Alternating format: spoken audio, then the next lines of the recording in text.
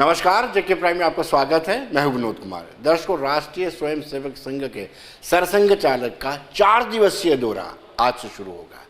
Doctor Mohan Bhagwat आज जम्मू पहुंचे हैं और सीधे संघ मुख्यालय में पहुंचे और वहां पर उन्होंने जो पुराने कार्यकर्ता हैं, स्वयंसेवक हैं, उनसे मुलाकात की और कई अहम मुद्दों पर चर्चा भी की। अहम मुद्दा आपसे बात करें तो ये भी है कि 5 अगस्त 2019 में जो कॉन्स्टिट्यूशनल चेंज आई थी, 370 में संशोधन किया गया था, 35A को हटाया गया था, उसके बाद से जो हालात बने हैं उसका आंकलन किया गया, उस पर समीक्षा की गई।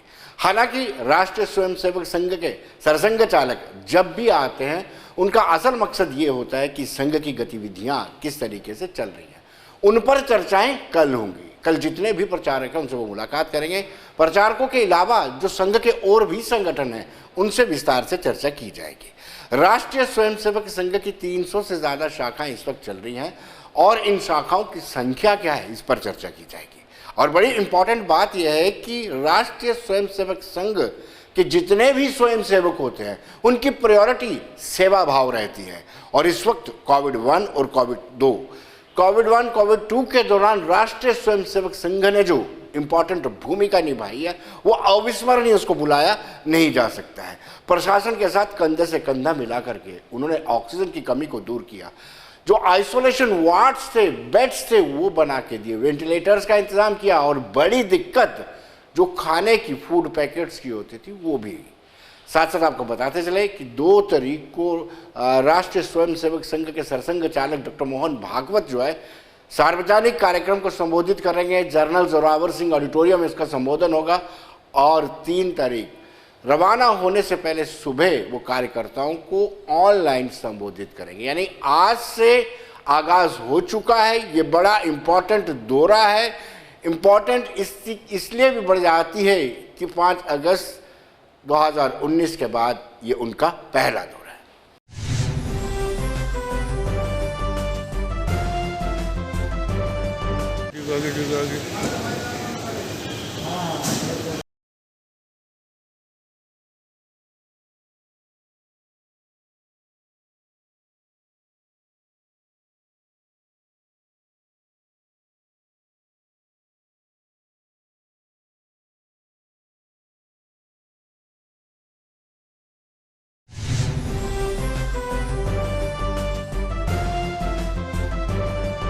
तो दर्शकों, इस वक्त फोन लाइन पर हमारे senior news editor Syed Tajammul काफ़ी तजुर्बा रखते हैं और अभी हम चर्चा कर रहे थे इस बात को लेकर कि राष्ट्रीय स्वयंसेवक संघ के सरसंघ चालक डॉक्टर मोहन भागवत का दौरा बड़ा इम्पोर्टेंट है। और दर्शकों, आपको इससे पहले बता दें कि 70 से ज़्यादा मिनिस्टर जम्मू कश्मीर यूटी का दौरा कर रहे हैं और बहुत सारे मिनिस्टर्स ने लद्दाख को छोड़ करके कश्मीर और जम्मू में भी बड़ा दौरा किए हैं। अगर अनुराग ठाकुर की बात करें, नितिन गडकरी की बात करें या फिर दूसरे दीगर बड़े मंत्री वहाँ पर पहुँचे थे। क्या इसको चुनाव के साथ जोड़ा जा सकता है? सैयद तजम्मुल, आप मुझे सुन रहे हैं, क्या ये चुनाव से पहले की तैयारी माना जाए कि सरसंघ चालक मोहन भागवत भी आ रहे हैं और साथ साथ कितने बड़े मंत्री हैं उन्होंने विजिट किया है जम्मू कश्मीर यूटी में? देखिए विनोद जी, जब भी यूटी में इंतखाबात होंगे, क्योंकि पहले एक चर्चा था कि आज स्टेटहुड का दर्जा वापस दिया जाएगा, नहीं दिया जाएगा, लेकिन इसके बावजूद भी जिन हालात में भी और जिस स्टेटस के साथ जम्मू कश्मीर में असेंबली इंतखाबात या विधानसभा इंतखाबात तकरीबन अगले साल के अवाइल में हो सकते हैं, और क्योंकि इनका खुद वादा जो है वो खुद वज़ीर आज़म नरेंद्र मोदी ने लाल किले के फसील से किया। उन्होंने कहा कि बहुत जल्द जम्मू कश्मीर में जो है अवामी हुकूमत जो है अवामी मसाइल और बाकी मामला के हवाले से इंतखाबाई अमल जो है वो इलेक्शन कमीशन नोटिफिकेशन जारी करेगा। लेकिन मोहन भागवत के साथ साथ 70 के करीब जो इस वक्त यूनियन मिनिस्टर, जिस वक्त आपने नितिन गडकरी, अनुराग ठाकुर और बाकी वुज़रा का जिक्र किया, गालिबन इसका मतलब है कि जम्मू कश्मीर में एक मैसेज अवाम को ये होगा कि जम्मू कश्मीर को जमहूरी तर्ज अमल से ही देखा जाता है। ब्यूरोक्रेसी अपनी जगह है, लेकिन यूनियन मिनिस्टर जो है वो जवाबदेह बनाए उन ब्यूरोक्रेसी को जिन्होंने जम्मू कश्मीर के आवाम को फिलहाल चलाना है जब तक अवामी हुकूमत आ जाती है। यकीन माने कि जम्मू कश्मीर में अब डिलिमिटेशन कमीशन के फौरन बाद 2022 के अवाइल में ही इंतखाबी चर्चा हो सकता है, जिसमें रीजनल पार्टीज में पहले ही विनोद जी आपको याद होगा महबूबा मुफ्ती और उमर अब्दुल्ला ने ये साफ इंतजार दिया कि अगर इन्हें यूटी में इलेक्शन लड़ना पड़ा तो पार्टियां इलेक्शन लड़ेंगी, अपने बारे में वो अपना फैसला उन्होंने महफूज रखा हुआ है। लेकिन जिस वक्त आप इंतखाबी माहौल की बात करते हैं, जी। पीपल्स कॉन्फ्रेंस बड़ी तैयारी के साथ आगे बढ़ रही है और शुमाली कश्मीर की बड़ी अहम सियासी शख्सियात को पीपल्स कॉन्फ्रेंस में लाने में कामयाब हुई। अपनी पार्टी भी कई आम लीडरान को अपनी पार्टी में लाने में कामयाब हुई, जिसका गालिबन ये मतलब हुआ कि शुमाली कश्मीर में पीपल्स कॉन्फ्रेंस सेंट्रल कश्मीर में फिल वक्त जो है वो अपनी पार्टी अपने स्टैंड लगाने की हर मुमकिन कोशिश करेगी। लेकिन दक्षिणी कश्मीर में पीडीपी का अब भी वो बेस कैंप ज्यादा बिखरा नहीं, जबकि नॉर्थ कश्मीर और शहर श्रीनगर में नेशनल कॉन्फ्रेंस का भी अभी जो मजबूती है वो उसी तरह की है। लिहाजा आने वाले दिनों में मुझे लगता है कि इंतखाबी माहौल जो है तजम्मुल इम्पोर्टेंट ये है कि अगर टनल के उस पार की बात करें तो वहाँ पर 4 अलग अलग खेमे, इंपॉर्टेंट खेमे हैं। अगर नेशनल कॉन्फ्रेंस और पीडीपी की बात करें 2 अलग-अलग खेमे हैं। अगर हम बात करें पीपल्स कॉन्फ्रेंस की और अपनी पार्टी की, हालांकि दोनों को ये कहा जा सकता है इनको प्रोटेक्शन है सेंटर से, तो कौन सा खेमा इसमें मजबूत आपको नजर आ रहा है इस वक्त?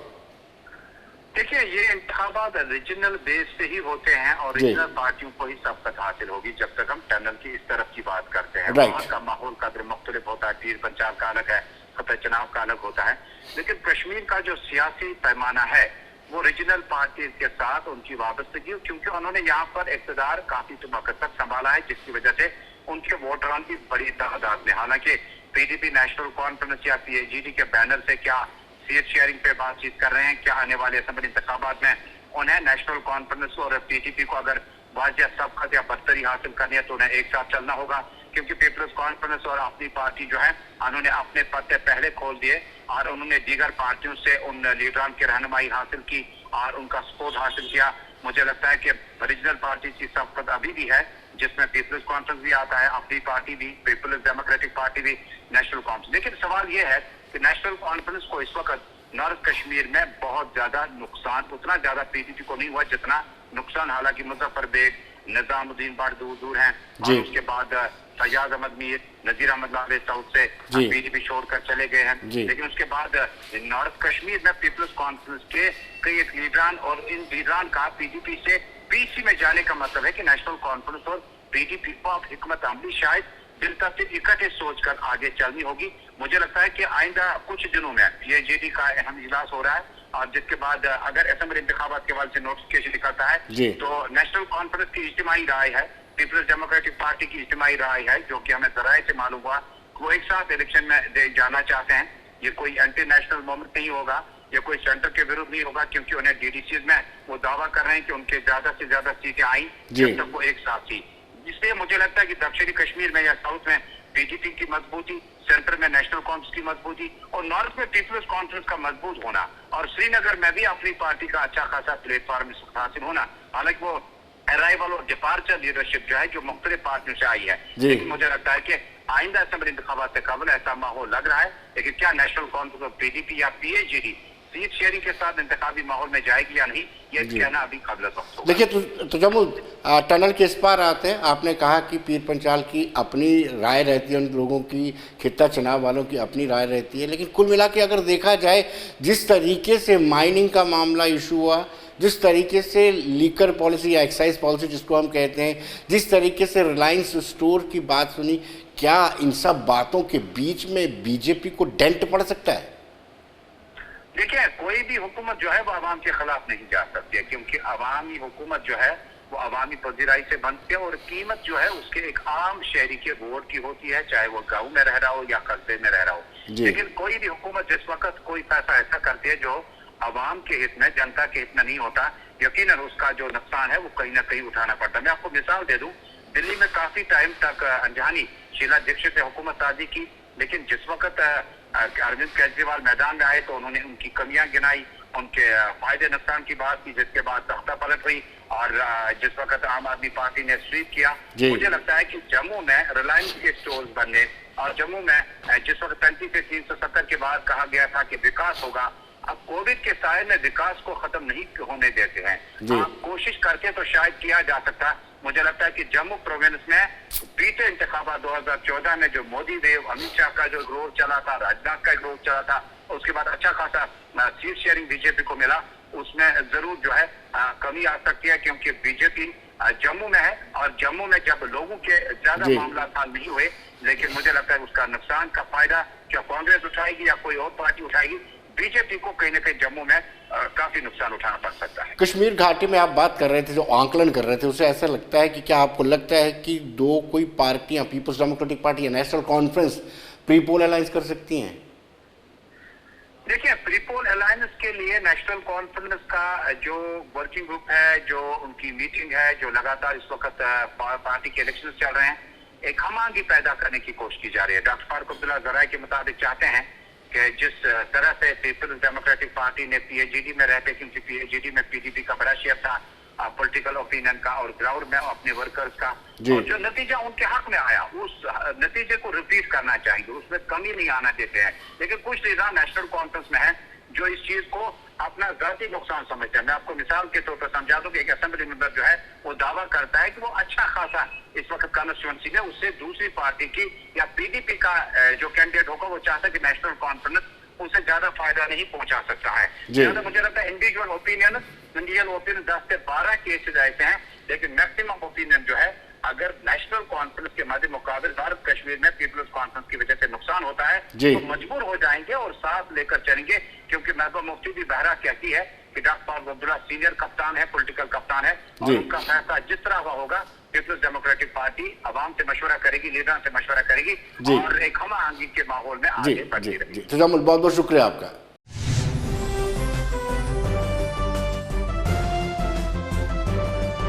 दर्शकों, अब हम बात करेंगे कांग्रेस की, क्योंकि जब चर्चा यूटी के इलेक्शन की चली तो उसमें कहीं ना कहीं कांग्रेस का जिक्र नहीं आया। लेकिन अब राष्ट्रीय स्तर पर, अगर हम राष्ट्रीय स्तर पर बातचीत करें तो इस वक्त कांग्रेस में बड़ी उठापटक चल रही है।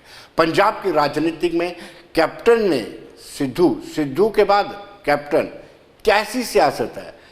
कैप्टन को निकाला गया, साइडलाइन किया गया नवजोत सिंह सिद्धू को एडजस्ट करने के लिए, लेकिन नवजोत सिंह सिद्धू ने ही नाराज होकर के अध्यक्ष पद से इस्तीफा दे दिया। लेकिन कहीं ना कहीं उठापटक, और उसके बाद कांग्रेस के सीनियर नेता कपिल सिब्बल का बयान और एनएसयूआई बाकी कार्यकर्ताओं द्वारा कपिल सिब्बल का विरोध करना, गुलाम नबी आज़ाद का सोनिया गांधी को पत्र लिखना, ये सारी चीज़ें साफ दर्शाती हैं कि कांग्रेस में सब कुछ ठीक नहीं है। लेकिन कांग्रेस के स्पोक्स पर्सन रविंदर शर्मा, जो एडवोकेट है पेशे से, उनसे हमने बातचीत की। रविंदर शर्मा का ये कहना है कि कोई नई बात नहीं है, हर एक सियासी जमात में अगर कुछ उठापटक भी होती है तो कांग्रेसी इस अंदाज में बोलते हैं। उनका कहना है कि ये पार्टी के अंदर इंटरनल डेमोक्रेसी है, इंटरनल डेमोक्रेसी होने के कारण ही लोग नाराज भी होते हैं और अपना पक्ष भी रखते हैं।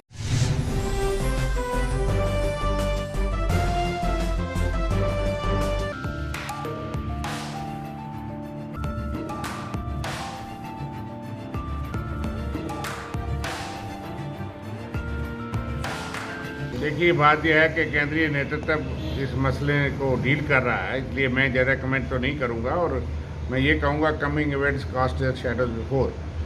कभी कभी सत्ता परिवर्तन या कोई कदम जो है वो हाईकमान लेती है, उस वक्त पता नहीं होता, लेकिन उनको ज़रूर मालूम होता है कि कहाँ क्या इशारा है और क्या वजह है। इसलिए पंजाब के अंदर बड़े लंबे अरसे से कैप्टन अमरिंदर सिंह साहब को मौका दिया गया। अगर आज थोड़ी देर के लिए किसी और को मौका दिया गया, और ख़ास करके एक वो भी दलित समाज से वर्ग से हैं, लायल पार्टी के विधायक 30 बार रहे और गरीब परिवार से, अगर उनको मौका दिया गया, मुझे लगता है कि त्याग के लिए पार्टी के नेताओं को तैयार रहना चाहिए, जिनको पार्टी से प्यार हो। जिनको सिर्फ कुर्सी से प्यार हो तो वो शायद ये चीज़ें कबूल नहीं करते। और सिद्धू जी की बात रही, वो भारतीय जनता पार्टी से छोड़ करके 5 साल पहले आए थे और उसके बाद वो पार्टी में आए, उनको सम्मान दिया गया और उनको बहुत बड़ा सम्मान दिया गया, क्योंकि पार्टी में प्रदेश अध्यक्ष का पद मुख्यमंत्री से भी ज़्यादा सम्मानित है तंजीम के लिहाज से।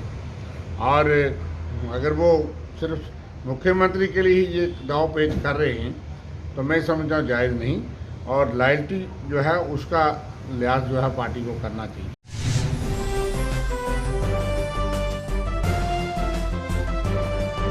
दर्शकों, पूर्व उप मुख्यमंत्री, विधानसभा अध्यक्ष के पूर्व स्पीकर कविंद्र गुप्ता की माने तो उनका कहना है कि ये सत्ता की लोलुप है और कांग्रेस कहीं ना कहीं डूबता हुआ जहाज है।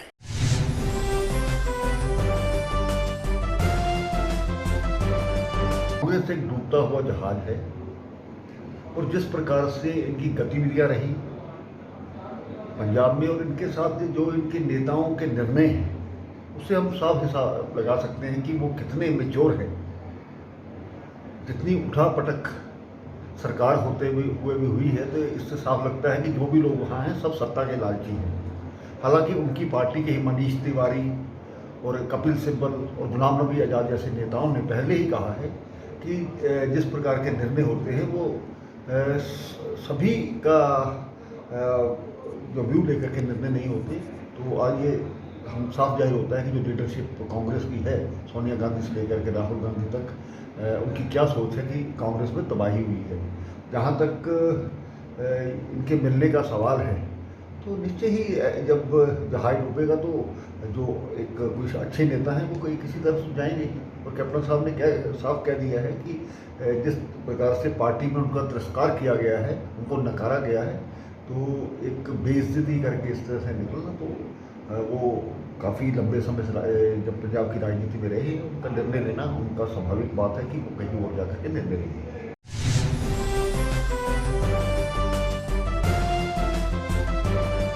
दर्शकों, अपनी पार्टी की बात करें तो मनजीत सिंह जो फॉर्मर मिनिस्टर भी रह चुके हैं और अपनी पार्टी के कद्दावर नेता हैं, उनका कहना है कि जब नेतृत्व नहीं होता, नेतृत्व पर कपिल सिब्बल जो कांग्रेस के बड़े नेता हैं उन्होंने सवाल उठाया है। तो स्वाभाविक सी बात है जब नेतृत्व नहीं होगा, कोई स्थायी अध्यक्ष नहीं होगा तो अनुशासनहीनता की बातें लगातार बढ़ती जाए।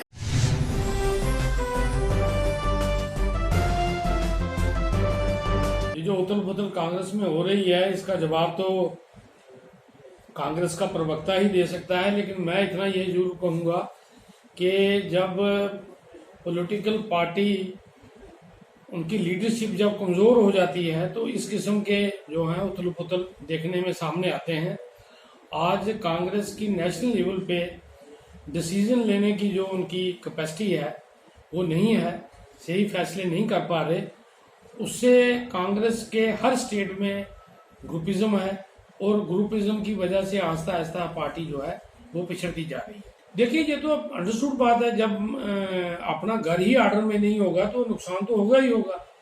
और जिस तरीके से उनकी ग्रुपिज्म खुल के सामने आ गई है, अब तो ये वहाँ पंजाब का ये हाल है कि कैप्टन को निकाला तो जिसके लिए निकाला उसने भी रिजाइन कर दिया।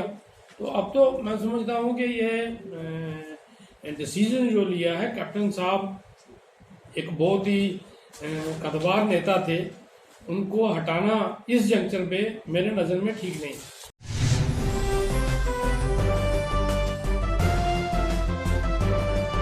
दर्शकों, नेशनल कॉन्फ्रेंस की बात करें तो नेशनल कॉन्फ्रेंस का कहना है कि इस तरह की बातें उठती रहती। कांग्रेस बहुत पुरानी पार्टी है और किसी भी सियासी जमात में लोग आते जाते रहते हैं, मनमुटाव भी होता है, विरोध प्रतिरोध भी होता है।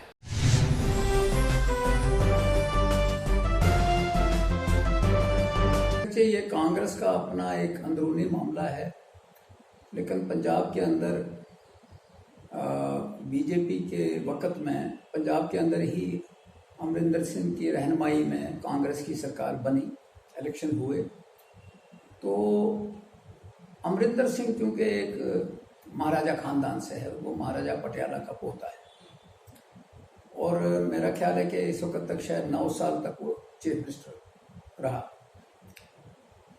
जाहिर है कि 9 साल चीफ मिनिस्टर रहने के बाद लोग महसूस करते हैं कि कोई चीज़ होती है, कोई चीज़ नहीं होती है, पॉलिसी प्रोग्राम जो है वो इम्प्लीमेंट हुए हैं या नहीं हुए हैं। तो लगा लीडरशिप को कि वहाँ जब सिद्धू जी बन गए, क्या नाम है, प्रेसिडेंट कांग्रेस के, तो सिद्धू और अमरिंदर सिंह की केमिस्ट्री शायद ठीक नहीं थी। तो उन्होंने चीफ मिनिस्टर ने जब इस्तीफा दिया तो उन्होंने चीफ मिनिस्टर दूसरा बनाया और शायद अगर बदलाव किया तो कोई बुरी बात नहीं है। लेकिन शायद लोग, कुछ पार्टियों को लगता है कि चीफ मिनिस्टर बदलने से हालात बदल जाते नहीं हैं। पॉलिसी और प्रोग्राम तो पार्टी का चलता है और अब चूँकि उन्होंने शायद बेहतरी के लिए किया है। देखते हैं कि सिद्धू के जो ये नया चन्नी जो बना है चीफ मिनिस्टर, ये चूँकि डाउन टू अर्थ है बंदा, तो हो सकता है वो नई चीज़ तैयार करेंगे।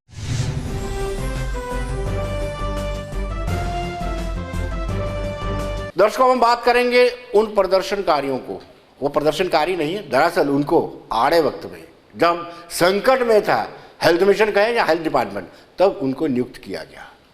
जैसे हम पहले बात करते थे कॉन्ट्रैक्चुअल लेक्चरर्स की, जब मिलिटेंसी पीक पर थी उनको नौकरियों पर रखा गया, दूर दराज हायर सेकेंडरी स्कूल्स में उनको सब्जेक्ट टीचर, सब्जेक्ट लेक्चर रखा गया, लेकिन जब आहिस्ता आहिस्ता रिक्रूटमेंट होगी तो उनको बाहर निकाल दिया। ऐसा ही स्वास्थ्य डिपार्टमेंट में भी एम्प्लॉयज़ को रखा गया, तब रखा गया जब वेव 2 पीक पर थी, लेकिन अब जब वेव 2 कमज़ोर पड़ी है, एकदम से एक झटके से उनको निकाल दिया गया है। हालांकि ज़राया बताते हैं, सोर्सेज बताते हैं कि ये सेंटर से इशारा आया है कि फंड्स की कमी है, लिहाजा इनको निकाल दिया जाए, लेकिन कम से कम इनको नोटिस ज़रूर दिया जाना चाहिए था। आज भी प्रोटेस्ट हुआ, निरंतर प्रोटेस्ट हो रहे हैं और ये प्रोटेस्ट तब तक चलते रहेंगे जब तक कोई निर्णायक फैसला सरकार नहीं ले पाए।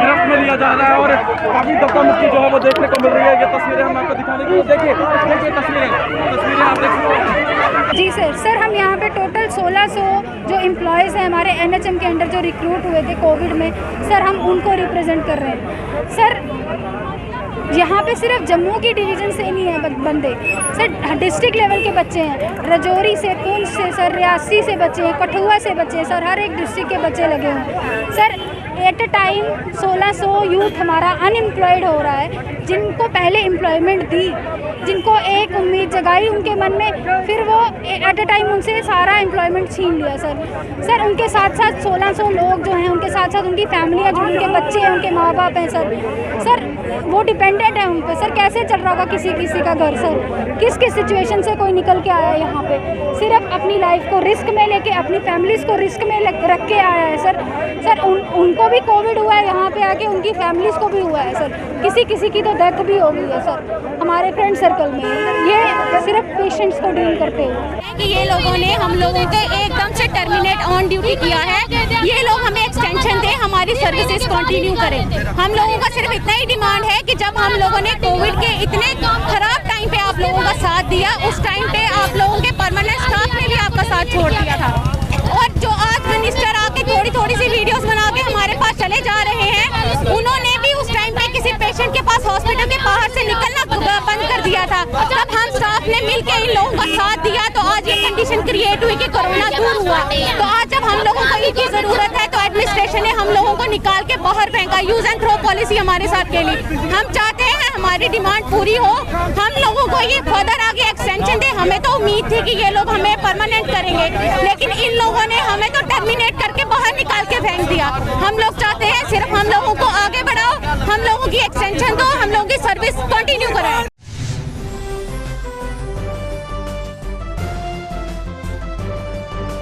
दर्शकों, प्रदर्शनकारियों का ये कहना है कि सरकार की लापरवाही है। उन्होंने कहा कि MOS फाइनेंस को भी, यूनियन MOS फाइनेंस को भी उन्होंने पत्र लिखा है, उनसे मुलाकात की है, और उनका कहना है कि इस तरीके से एंगेज करने के बाद बिना नोटिस के निकालना कोई भी उचित बात नहीं है। सरकार को एक मर्तबा अपने फैसले पर पुनर्विचार करना होगा।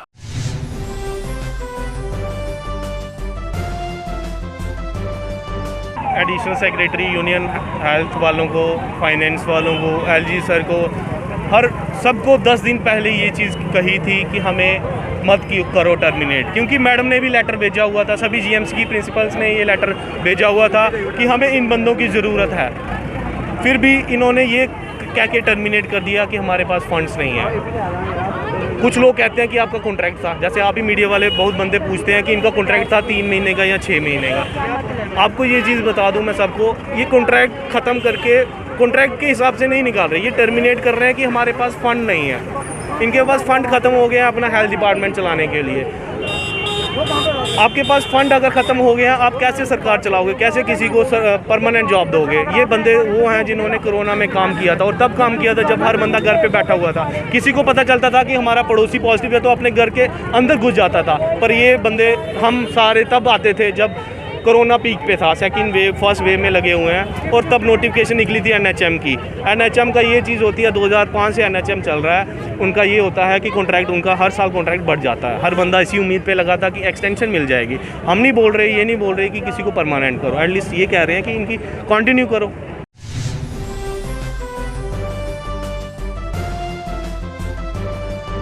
दर्शकों, अगर प्रदर्शनों की बात चल रही है तो क्लस्टर यूनिवर्सिटी में भी इनटेक कैपेसिटी कम है, और इनटेक कैपेसिटी कम होने के कारण स्टूडेंट्स में असमंजस की स्थिति बनी हुई है।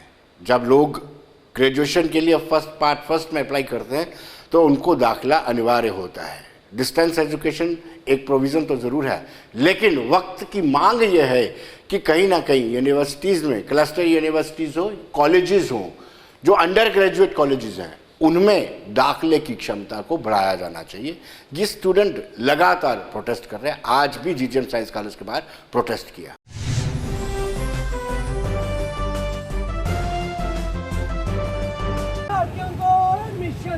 एडमिशन दो।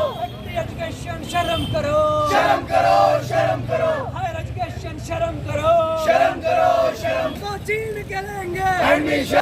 Justice we want, justice we want, justice. मुर्दाबाद, मुर्दाबाद। हायर एजुकेशन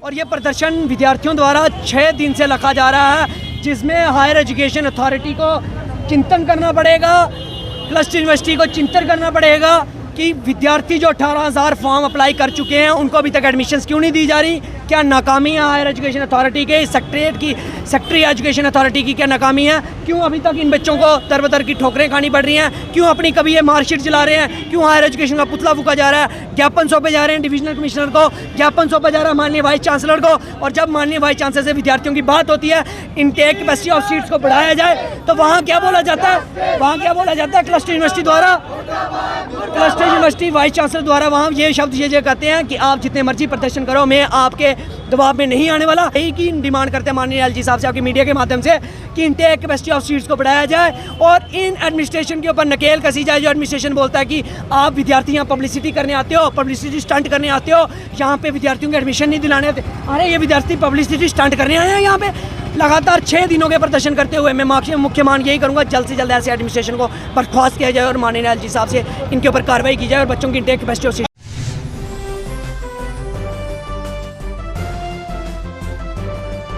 तो दर्शकों, बने रहिए देश दुनिया की खबरों के लिए। मुझे दीजिए इजाजत।